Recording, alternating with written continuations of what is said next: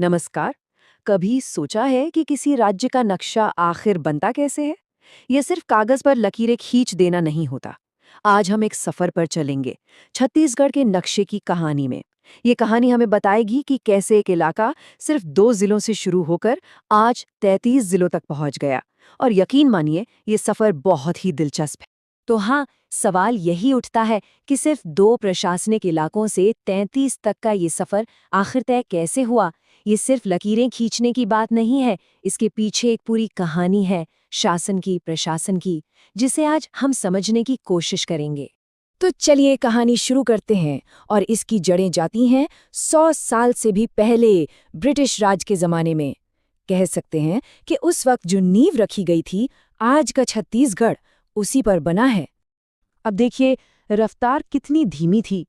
बात शुरू हुई 1861 में, जब बने रायपुर और बिलासपुर जिले। फिर कई साल बाद 1906 में दुर्ग जिला बना, वो भी रायपुर और बिलासपुर के ही कुछ हिस्सों से।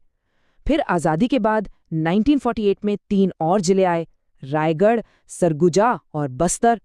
और फिर एक लंबा इंतजार, 1973 में जाकर राजनांदगांव बना, दुर्ग से अलग होकर। मतलब बहुत ही धीमी रफ्तार थी। तो जरा सोचिए, 110 साल से भी ज्यादा का वक्त गुजर गया और जिले बने सिर्फ 6। ये धीमी शुरुआत एक आने वाले तूफान से पहले की शांति थी, आप कह सकते हैं।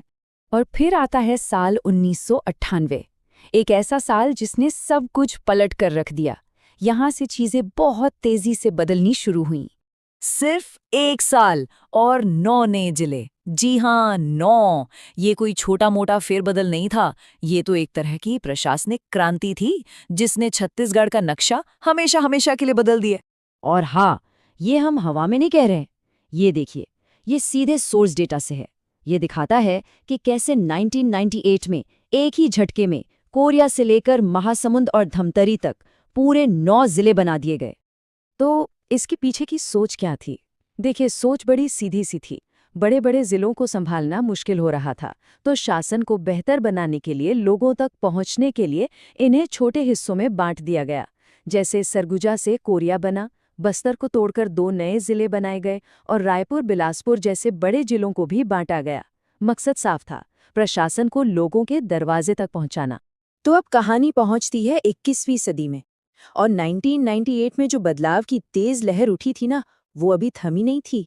साल आया 2007, और नक्शे पर फिर से कुछ नई लकीरें खींची गईं। इस बार फोकस था बड़े आदिवासी इलाकों पर।